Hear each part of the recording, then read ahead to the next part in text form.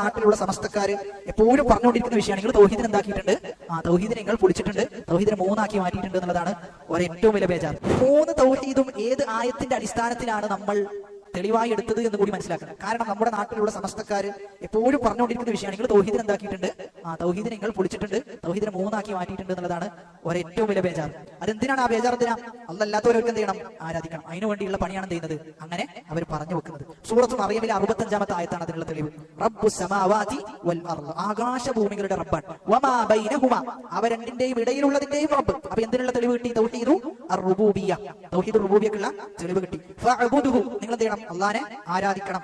അവിടെ എന്തിനുള്ള തെളിവ് കിട്ടി? ഉലൂഹിയത്തിനുള്ള തെളിവ് കിട്ടി. വസ്തബിർ ലിഇബാദതിഹി, അല്ലാഹുവിന്റെ ഇബാദത്തിൽ നിങ്ങൾ എന്ത് ചെയ്യണം? ക്ഷമ കൈകൊള്ളണം.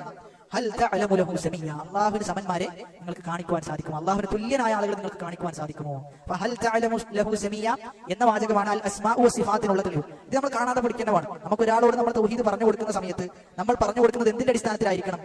ദലീലിന്റെ അടിസ്ഥാനത്തിലായിരിക്കും, തെളിവിന്റെ അടിസ്ഥാനത്തിലായിരിക്കും. അപ്പൊ തൗഹീദ് എന്ന് പറഞ്ഞു കഴിഞ്ഞാൽ അള്ളാഹുവിന്റെ ബാധ്യതയിൽ അള്ളാഹുവിന് കൊടുക്കേണ്ട ഹക്കിൽ അള്ളാഹുവിനെ എന്ത് ചെയ്യാം? ഏകനാക്കുക. തൗഹീദ് 3 അള്ളാഹുവിനുള്ള ഹക്കുകൾ 3, റുബൂബിയത്ത്, ഉലൂഹിയത്ത്, അസ്മാഉ വസിഫാത്ത്.